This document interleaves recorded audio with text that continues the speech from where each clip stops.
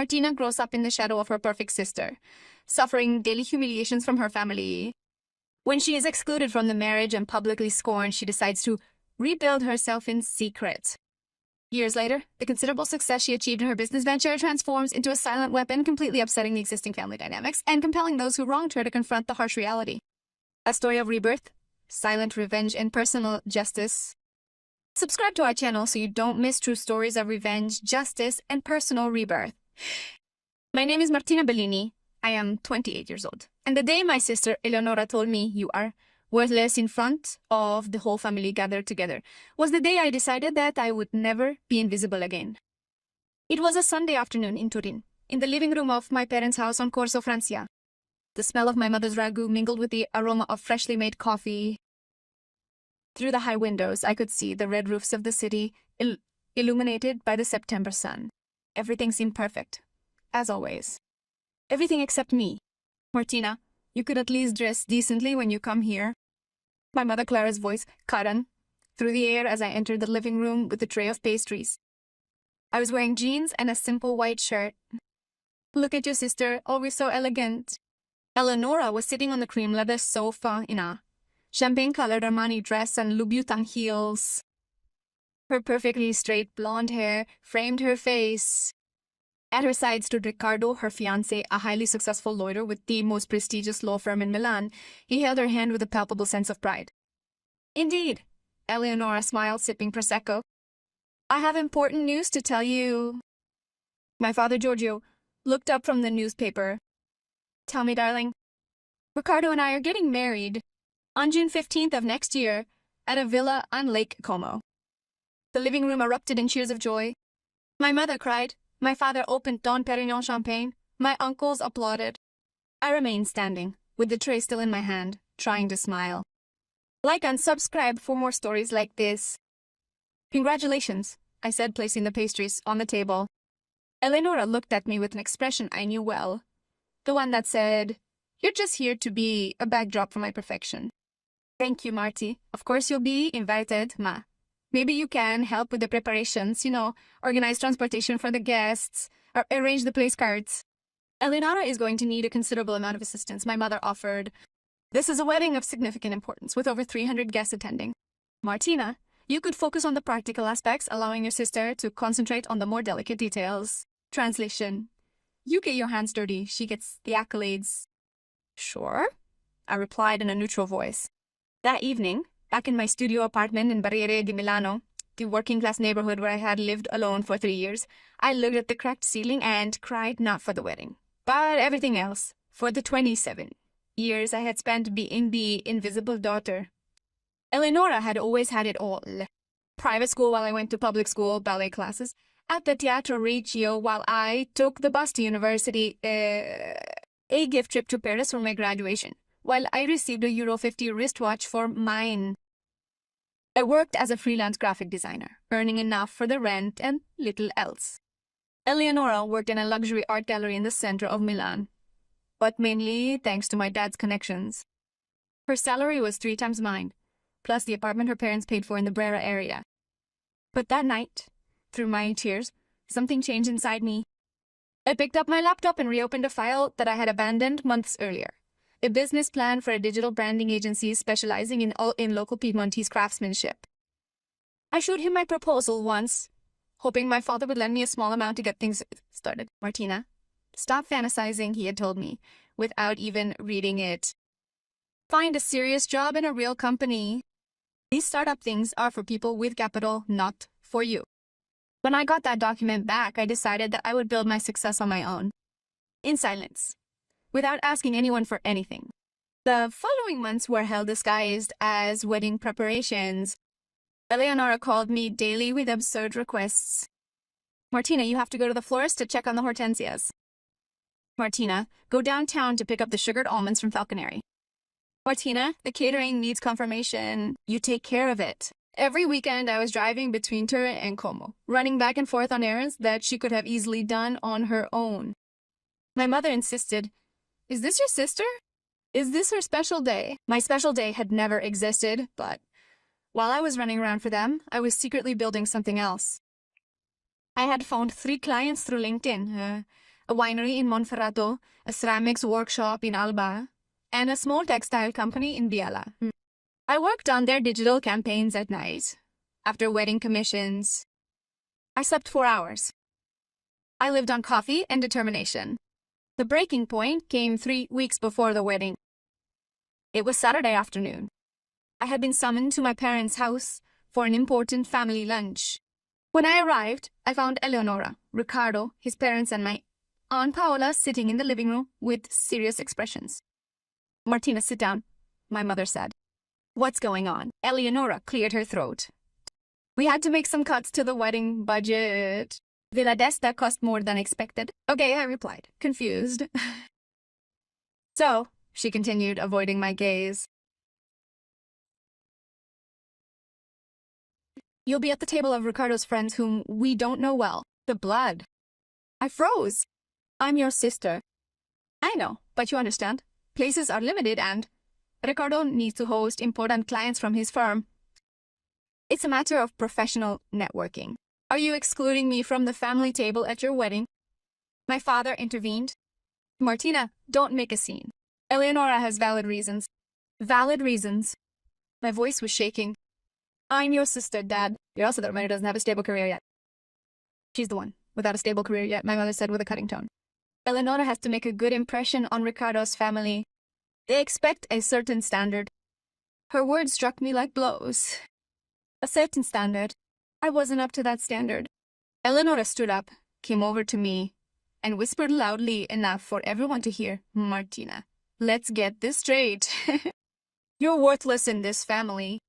You're here to support, not to shine. Accept it, and life will be easier." The silence that followed was deafening. No one said anything. No one defended me. I stood up, grabbed my bag, and left without saying a word. No one stopped me. I didn't cry that night. I was beyond tears. Instead, I opened my bank account and looked at my savings. Euro 4,800 euros. All I had. Then she opened the business plan and decided everything in it. Every penny. In the following 3 months, I disappeared completely from the family radar. No one looked for me.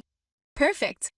I invested everything in my agency, a professional website, targeted social media campaigns, participation in Piedmontese craft fairs. The name was Digital Roots, Connecting Tradition and Innovation. The first month was terrible. 0 new clients.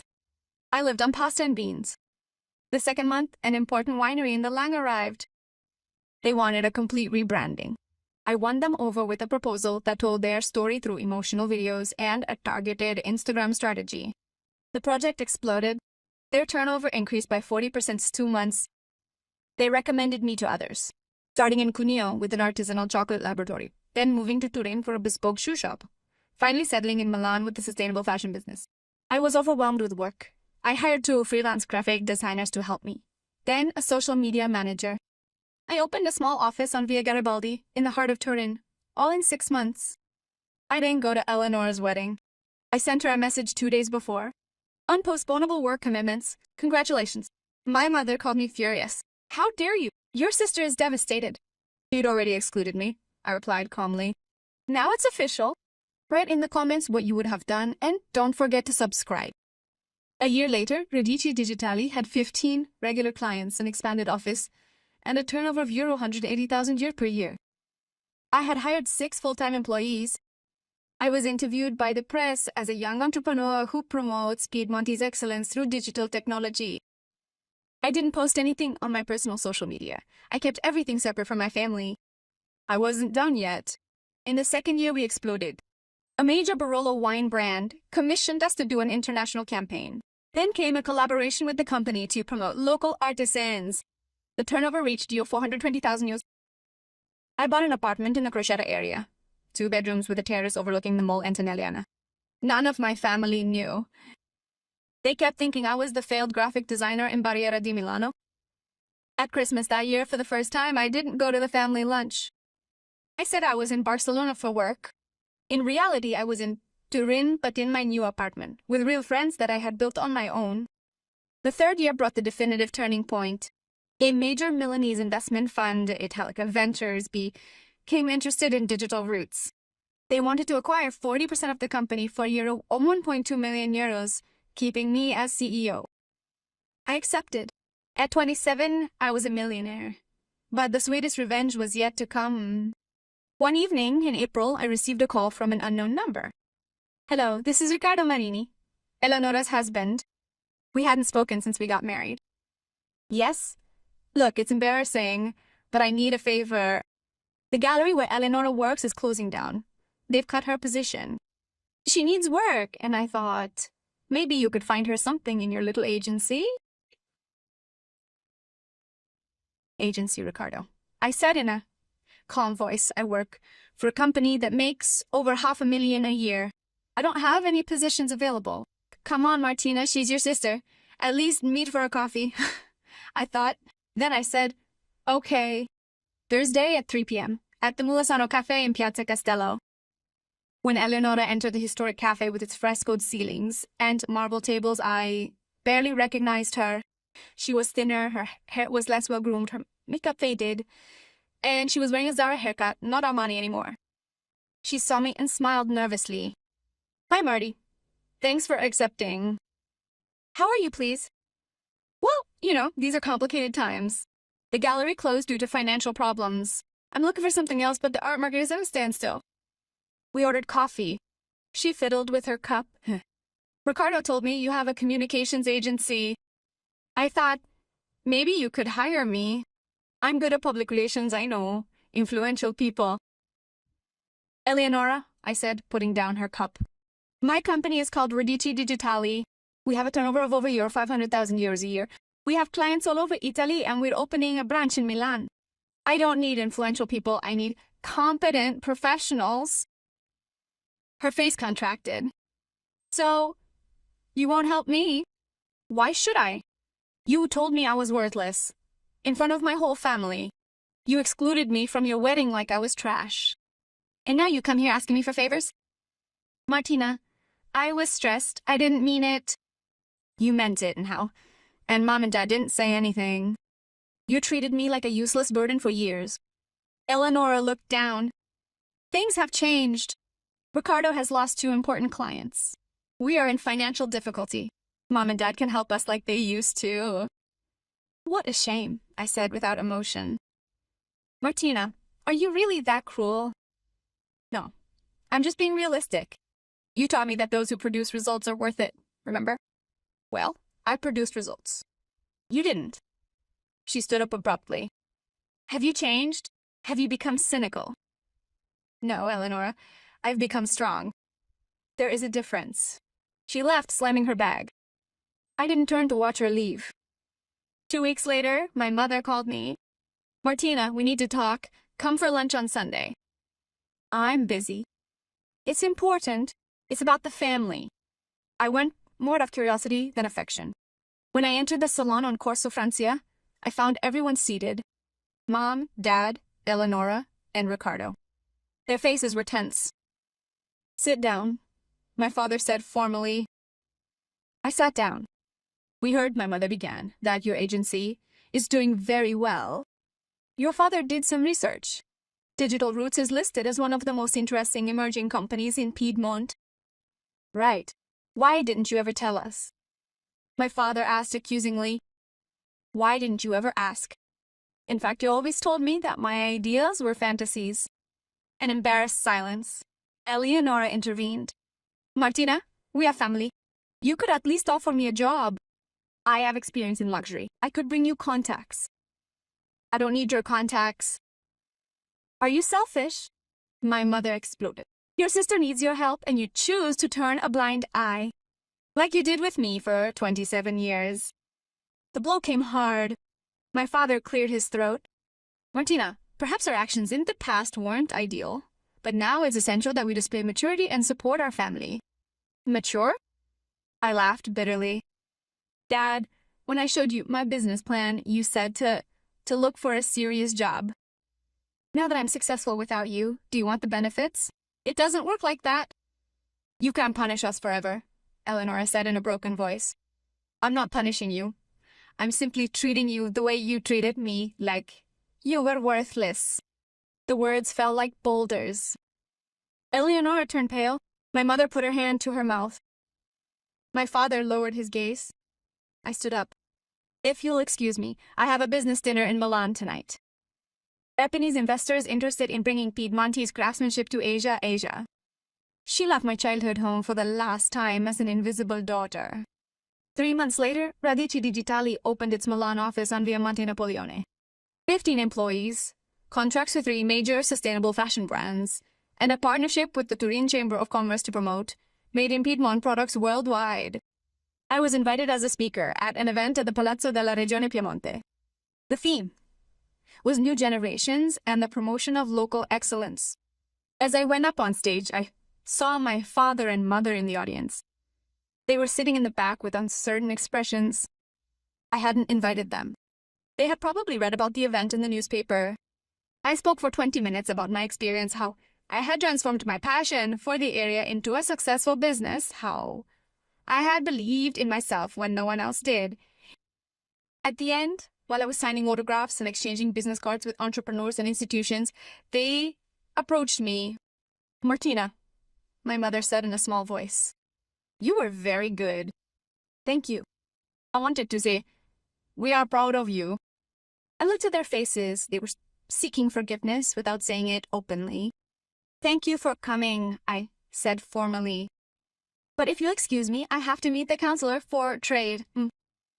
It wasn't cruelty. It was a boundary. I had stopped seeking their pride when I realized that mine was enough. Today, at 28 years old, I have digital roots and offices in Turin, Milan, and Rome. Annual turnover of 2.1 million euros, 22 employees. International collaborations with Japan, France, and the United States. Eleonora works as a saleswoman in a clothing store in the center of Milan. As a result of his incompetence, Riccardo lost his position at the law firm and now works at a smaller firm for half the salary. Faced with financial difficulties, my parents decided to sell their house on Corso Francia and relocate to a smaller apartment in the suburbs. I choose not to give them financial assistance, not out of any malice, but because they must learn the vital lesson they themselves instilled in me: you reap what you sow. Sometimes Eleanor sends me messages.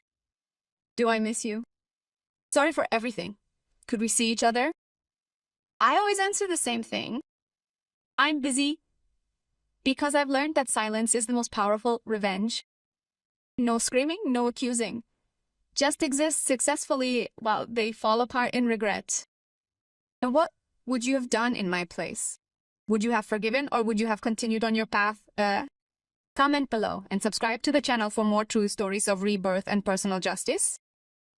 My name is Martina Bellini. I am the daughter who was worthless, the one who today is worth more than all of them put together.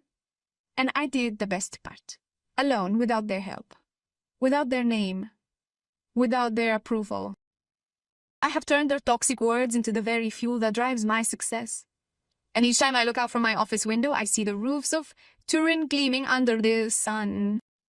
The same roofs that I could see from my childhood home when I was invisible. Now they shine for me, and I shine even brighter. The end.